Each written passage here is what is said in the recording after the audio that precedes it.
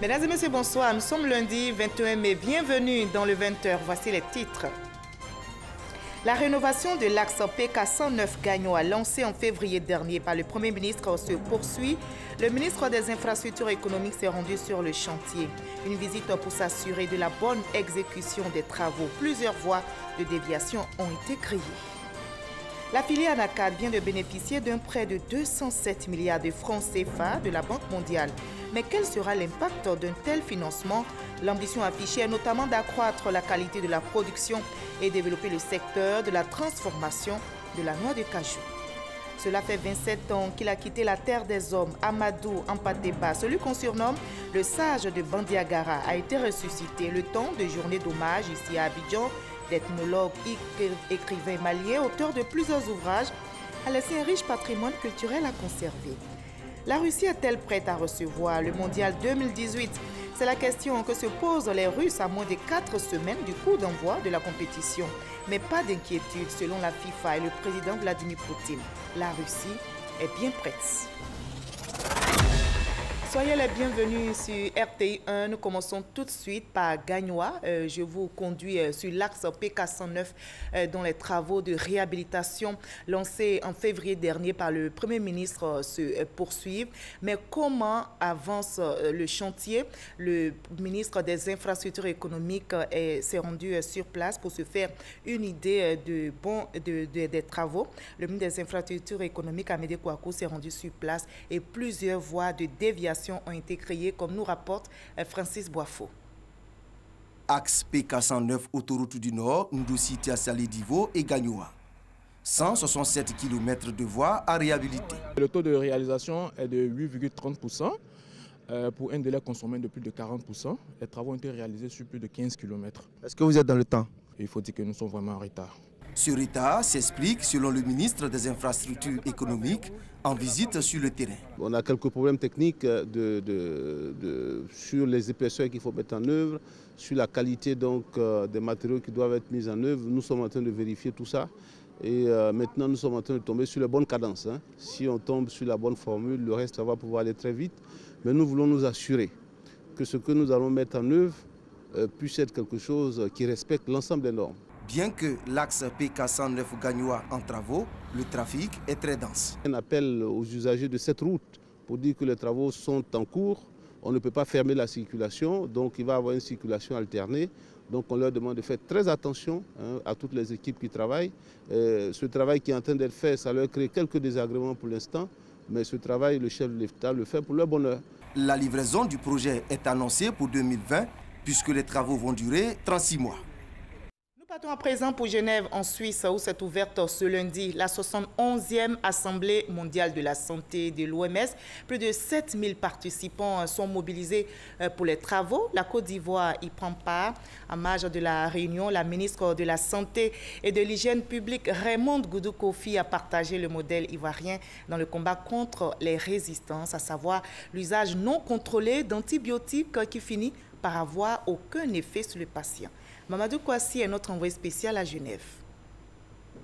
La couverture sanitaire universelle est au centre de cette 71e Assemblée mondiale de la santé, ouverte ce lundi 21 mai à Genève. Une rencontre qui a mobilisé plus de 7000 délégués venus du monde entier pour échanger sur les différents problèmes que chacun rencontre dans la mise en œuvre de sa politique sanitaire.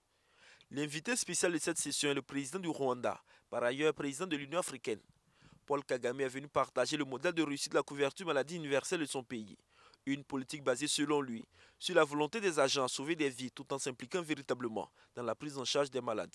Paul Kagame souhaite convaincre davantage ses pairs pour une mise en œuvre effective de cette politique sur l'ensemble du continent africain. Pour la Côte d'Ivoire, qui est dans une phase pilote de cette politique, sa vulgarisation va contribuer à améliorer les conditions de vie des populations et à réduire les risques liés à la santé de la mère et de l'enfant.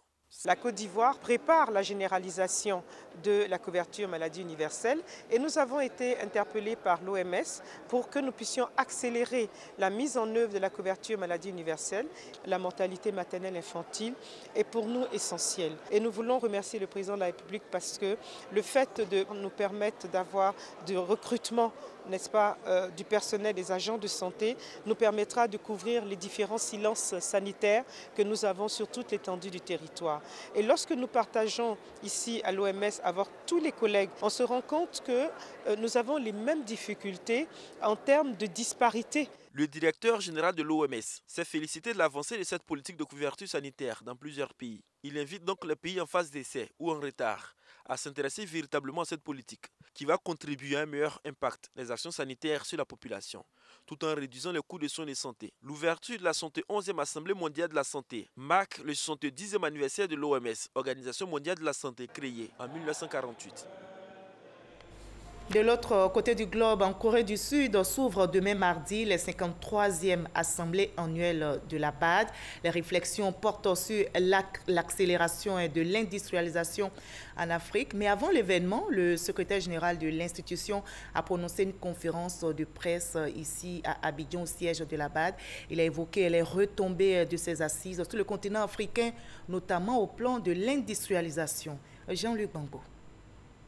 Pas de développement en Afrique sans industrialisation. C'est autour de cette idée maîtresse que se tiendront les 53e Assemblées annuelles de la BAD à Busan, en Corée du Sud.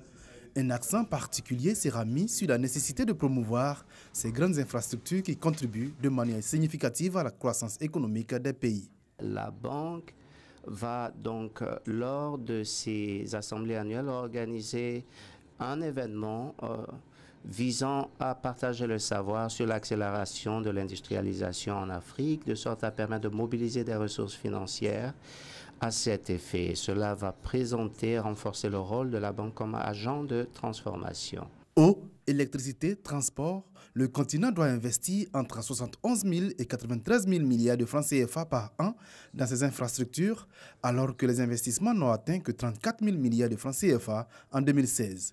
Un déficit que s'attelle à combler la BAD. La banque a adopté les High Five, les 5 objectifs prioritaires, éclairer et fournir l'Afrique en énergie, nourrir l'Afrique, intégrer l'Afrique, industrialiser l'Afrique et améliorer les conditions de vie des populations africaines. Et ces objectifs sont alignés sur les ODD. Tout en expliquant le choix de la Corée du Sud pour abriter cette 53e Assemblée annuelle, le secrétaire général de la BAD a souligné le rapport du continent africain à ce pays qui est passé par des épreuves semblables à celles connues par nombre d'États africains. Une vingtaine de cadres de haut niveau issus de plusieurs pays d'Afrique ont été formés sur la régulation et la tarification de l'industrie électrique. L'objectif est de renforcer les compétences des régulateurs dans un contexte où le gouvernement multiplie les initiatives pour répondre aux besoins croissants de l'économie ivoirienne en électricité. Salimatou Dia, Franck Quadio. La Côte d'Ivoire ambitionne doubler d'ici 2020 sa production énergétique actuellement de 2000 MW. Pour assurer son rôle de régulateur, l'autorité nationale de régulation du secteur de l'électricité en Côte d'Ivoire, ANARECI, veut rendre ce projet efficace en montrant les compétences de ses agents. Une vingtaine de régulateurs nationaux mais aussi sous-régionaux ont été outillés à la régulation et à la tarification de l'industrie électrique lors d'un séminaire tenu à Abidjan. Qu'est-ce qu'il faut qu'on développe? Qu'est-ce qu'il faut qu'on maîtrise? C'est la tarification de l'électricité, sachant que faire une bonne tarification, ça veut dire que les coûts, les recettes doivent être couvertes par les coûts générés par le service, d'une part. D'autre part, il faut que ces tarifs soient abordables pour le consommateur et que les services fournis soient de qualité. Et enfin, il faut que les tarifs envoient un signal économique qui amène l'ensemble des consommateurs à comprendre comment il faut consommer de façon optimale. En termes de régulation, il faut maintenant aller vers l'efficacité de ce système-là pour que dans les années à venir, on puisse avoir un produit de meilleure qualité à un coût abordable pour le consommateur. L'ANARECI est également en charge de proposer à l'État des tarifs de vente de l'électricité et d'accès au réseau. Et attention à l'usage du gaz butane dans nos maisons. Une mauvaise manipulation peut causer des dégâts. Et on l'a appris donc aujourd'hui, un immeuble a été ravagé par les flammes à Angré, 8e tranche dans la commune de Cocody. Et selon les témoins, l'incendie a été déclenché par le four d'un restaurant situé juste au niveau du bas de l'immeuble. Alertés, les sapeurs-pompiers ont pu circonscrire le feu. Aucune perte en vie humaine n'est à déplorer, mais les dégâts matériels sont importants. Je le disais dans les titres, la filière ANACAD a bénéficié d'un financement de la Banque mondiale, un prêt de 207 milliards de francs CFA. Mais quel sera l'impact dans la filière ANACAD? L'ambition affichée est claire, accroître la productivité, la qualité de la production et développer le secteur de la transformation de la noix de cajou. On en sait plus avec Noël Gnagno. La filière ANACAD poursuit son embellie 5 ans après sa réforme. La campagne 2018 affiche des résultats satisfaisants sur la période. Nous sommes à 62% des objectifs que nous nous sommes fixés, à savoir 530 000 tonnes achetées à la date du 4 mai et 262 000 tonnes exportées. Il faut rappeler qu'à la même période 2017, nous étions à 520 000 tonnes. Ce qui veut dire que nous avons dépassé les réalisations de 2017 de 10 000 tonnes à la date du 4 mai. Le bémol de cette campagne, les prix sont moins volatiles. La courbe de la commercialisation est montée beaucoup plus lentement cette année. Les 3 dernières années, les prix sont montés jusqu'à 800 francs, voire 900 francs et même 950 francs dans certaines localités. Alors cette année, les prix sont tassés autour donc de 500-600 francs. Devenue stratégique pour l'agriculture ivoirienne, sa durabilité préoccupe le pouvoir public. Voilà qui explique l'accord de près de 107 milliards par la Banque mondiale avec 4 composantes déterminantes pour le développement de la chaîne des valeurs. La première composante fait appel au renforcement institutionnel et gouvernance donc, de la chaîne des valeurs. La deuxième composante est donc l'amélioration de la productivité et l'accès au marché. La troisième composante, donc, c'est le développement des infrastructures industrielles pour la transformation et à l'appui et l'investissement privé. Et la quatrième composante est bien sûr la coordination. Au-delà de tout, la transformation reste le point d'orgue de ce prêt. Dans cette optique, 4 plateformes industrielles opérationnelles de leur acquisition par les investisseurs vont être réalisées à Bouaké, Bandoukou, Korogo et Séguéla. Lorsqu'un investisseur veut implanter son unité, il faut qu'il lève les contraintes liées au foncier. Il faut qu'il lève les contraintes liées à l'électricité. Il faut qu'il lève les contraintes liées à l'amener de l'eau, à l'adduction d'eau. Alors, toutes ces contraintes sont des contraintes parfois fortes et parfois insurmontables pour un investisseur qui n'est pas national. Et même quand il est national, ce n'est pas toujours évident. Donc, ces plateformes seront donc des plateformes totalement aménagées. Et lorsque vous voulez créer votre usine, vous venez avec les plans, tout simplement les plans dessinés par votre architecte. Vous implantez votre usine, vous implantez vos magasins si vous en avez besoin et vous commencez à fonctionner. Pour une meilleure gestion de ces plateformes, le Conseil du coton ANACAD invite les éventuels investisseurs à faire diligence. La Chambre de commerce et d'industrie de Côte d'Ivoire élargit son cercle de partenaires. Elle a signé une convention avec une structure. Cet accord vise à faciliter l'accès d'équipements de transformation pour les PME. Il devra donc permettre à long terme de développer le secteur de la petite transformation en Côte d'Ivoire. Jean-Jacques Kwame. Pour accroître la transformation des matières premières agricoles, la Chambre de commerce et d'industrie de Côte d'Ivoire et Côte d'Ivoire Engineering, société étatique spécialisée dans la production d'équipements usines, conjuguent leurs efforts. Un accord de partenariat a été signé. La signature de notre accord de partenariat constitue un support d'accompagnement pour les PME et PMI du secteur agro-industriel. Les bénéficiaires seront appuyés dans l'acquisition d'équipements de transformation. Le président de la Chambre de commerce et d'industrie de Côte d'Ivoire les a invités à profiter de cette offre qui leur permet de ne pas avoir recours à des fournisseurs étrangers. Variante et dynamique promotrice d'unités d'agro-transformation. Ce programme est pour vous une réelle opportunité, une occasion de donner une nouvelle orientation à vos activités. Il vous appartiendra de vous en approprier totalement et d'en tirer le maximum de bénéfices pour vos entreprises. Pour les entrepreneurs de la petite transformation agricole, cet accord est une véritable bouffée d'oxygène. Ça nous va droit au cœur. Nous sommes des femmes du milieu rural et nous sommes dans la transformation. C'est des difficultés que nous avons pour avoir les matériels de la transformation. Cette signature s'inscrit dans l'ambition du gouvernement de transformer sur place 50% des matières premières agricoles d'ici à 2020. À ce jour, la Côte d'Ivoire ne transforme que 30% de son cacao et moins de 5% des autres produits d'exportation.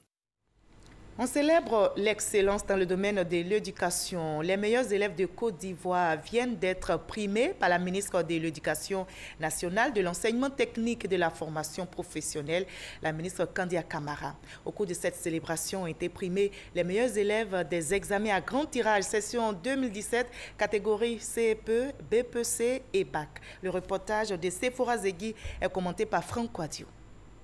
Les meilleurs élèves aux différents examens à grand tirage au titre de l'année 2017 viennent d'être primés par Kandia Camara, ministre de l'Éducation nationale, de l'enseignement technique et de la formation professionnelle.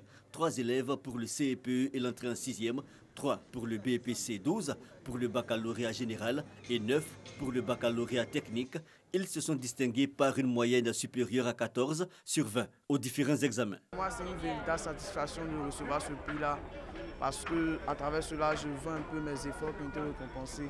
Je suis très honorée, franchement, d'avoir reçu ce prix et je suis très contente de mes petites camarades et moi. C'est vraiment un honneur que le ministère s'implique autant dans notre éducation.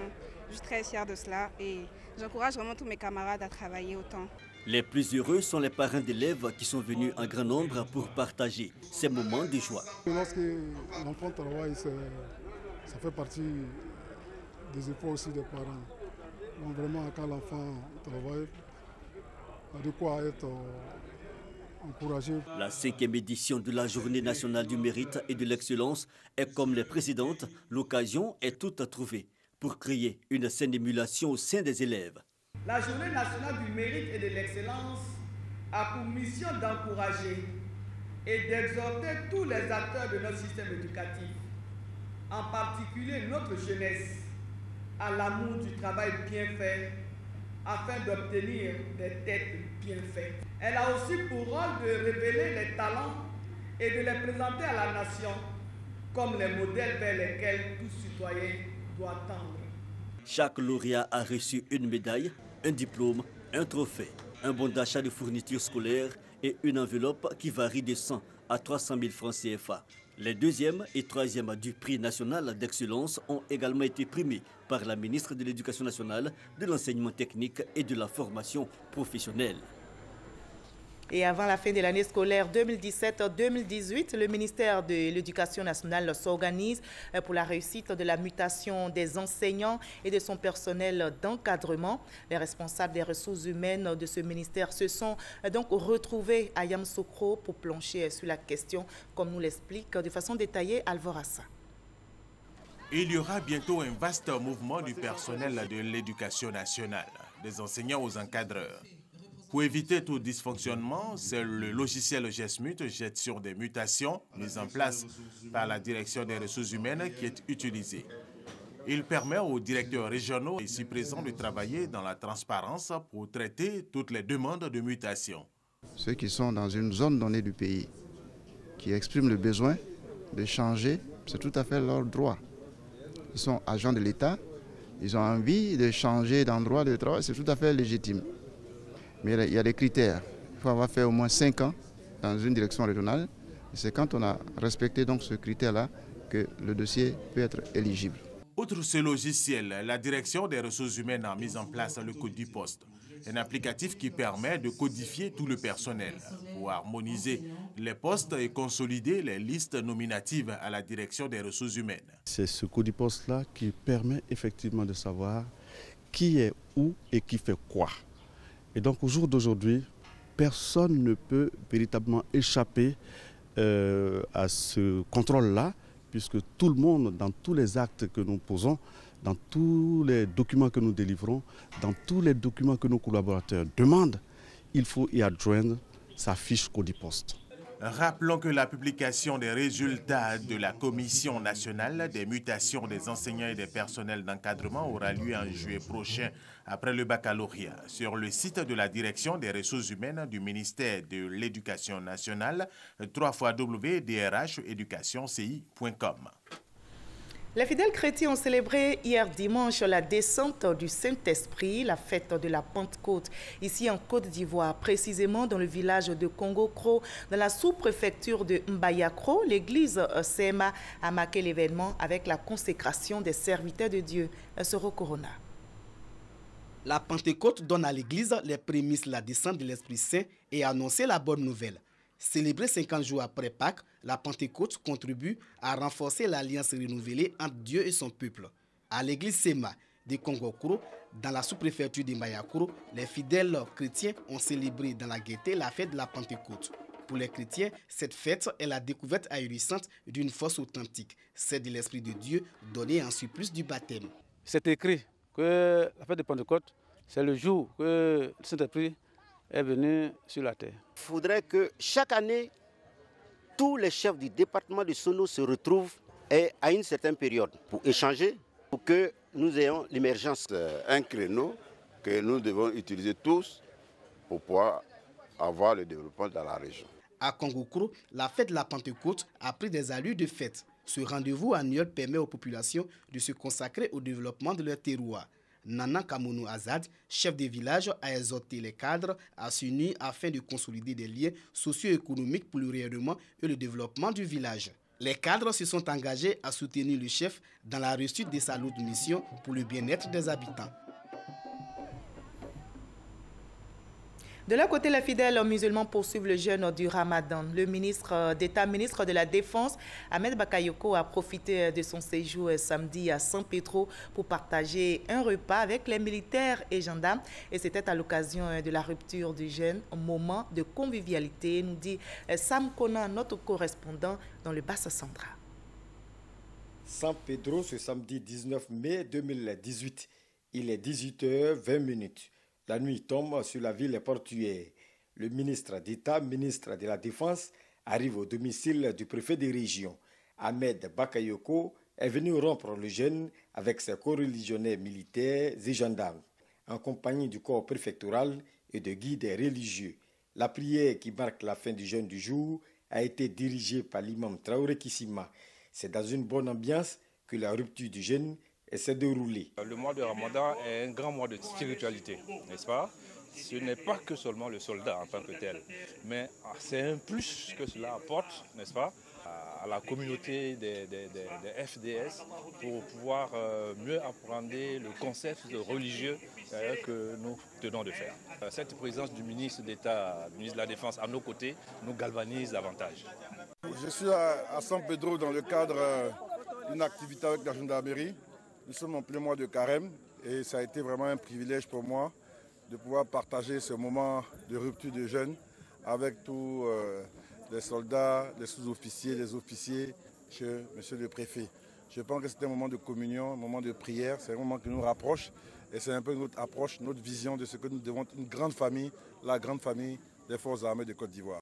Le ministre d'État Ahmed Bakayoko a ensuite eu des entretiens avec plusieurs groupes avant de se retirer. Cela fait 27 ans qu'il a quitté la terre des hommes. Amadou Ampateba, celui qu'on surnomme le sage de Bandiagara, a été ressuscité le temps d'une journée d'hommage à Abidjan. L'ethnologue, écrivain, malien, auteur de plusieurs ouvrages dont L'étrange destin des Wangrin, a laissé un riche patrimoine culturel qui doit être conservé, comme nous l'explique Franck Quadio. Ce n'est pas une demeure ordinaire. Ici, c'est l'antre qui recèle les objets et écrits de Amadou Ampateba, cet écrivain, ethnologue malien, Grand Prix littéraire d'Afrique noire en 1991, décédé la même année le 15 mai à Abidjan. La gardienne du temple, la voici, sa fille Rukiatou. Dans cette salle sont rangées les archives de son père. S'il a publié un paquet d'ouvrages, plusieurs de ses écrits sont ici conservés à l'étape manuscrite. L'homme a deux sortes de souillures, celui qui vient de son corps et celui qui vient de son cœur. Le premier produit, l'héritage que Amadou Ampateba nous laisse, sont détenus dans des conditions de conservation précaires et sont menacés de disparaître. Elles correspondent à peu près à 85 années de recherche. Conserver ses écrits comme elle le peut, difficile pour Rukiatou. Ces pages sont des pièces uniques. Mais Ampateba ne conservait pas que des écrits. Il y a aussi des schémas et témoignages de ses périples d'ethnologue. Dans la pièce voisine, la bibliothèque où sont conservées ses œuvres, mais aussi celles d'écrivains avec qui Hampâté Bâ est resté en contact. Au moins 50% des ouvrages qui ont été dédicacés par des auteurs qui l'appréciaient. Chacun venait dédicacer son livre et lui donner un exemplaire. Parmi eux, il y a des illustres auteurs tels que André Malraux. Un devoir de mémoire s'impose donc la semaine autour du 15 mai chaque année. 2018 consacre la 27e édition de la date anniversaire de sa mort. Les idées de vieillards sont des idées de cimetière. Il faut les semer dans la tête des jeunes pour qu'elles vivent. Venu à la conquête du savoir des élèves, Hampâté Bâ aimait dispenser son art à travers les contes surtout. Sur scène, Rebecca, jeune conteuse, livre des extraits d'œuvres de l'auteur. Le livre fait sortir une poudre magique et dit italienne. Il y a beaucoup de vocabulaire. J'ai retenu aussi qu'il ne faut jamais mentir, qu'il ne faut jamais garder tout pour lui et aussi qu'il ne faut jamais se fronter à plus fort que soi. Des chants, des danses et même un récital pour la mémoire de l'auteur, le 15 mai, amplement célébré. C'est rappeler la grande amitié qui les liait. Donc chaque fois que la Fondation Hampâté Bâ a des activités, la Fondation Félix Houphouët-Boigny se doit d'être présente. C'était véritablement mon père qui m'a inspiré dans beaucoup de choses que j'ai eu à faire. L'homme a été en 1975 récompensé par l'Académie française pour ses efforts de transcription des langues africaines. Et des jouets dans le domaine de la littérature, le SILA 2018, le Salon international du livre d'Abidjan, a refermé ses portes hier dimanche. Une 10e édition marquée par une forte fréquentation des stands par le public et une participation remarquable d'écoles. 7 prix sur 8 ont été attribués aux meilleurs acteurs du livre. On retrouve Franck Quadio.